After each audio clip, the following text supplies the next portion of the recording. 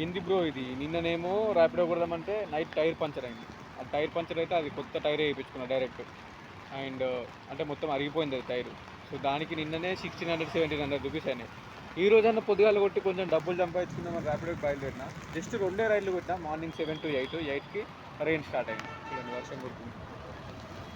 మలక్పేట్ ఇక్కడ చిన్న road side friends దగ్గర, హైదరాబాద్ మలక్పేట్ల.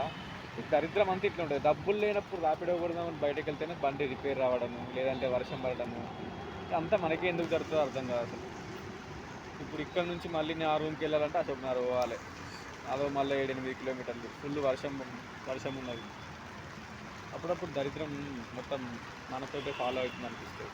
డబ్బులు లేవు, ఎమర్జెన్సీ ఉన్నాయి, డబ్బులు కావాలని ర్యాపిడో కొడదామని వస్తే ఈ సిచ్యువేషన్ ఏమో ఇట్లున్నది ఇక్కడ. ఏం చేయలేము ఇక మనం, ఓవర్కమ్ చేయాల్సిందే అన్ని సిచ్యువేషన్స్. అదే లైఫ్.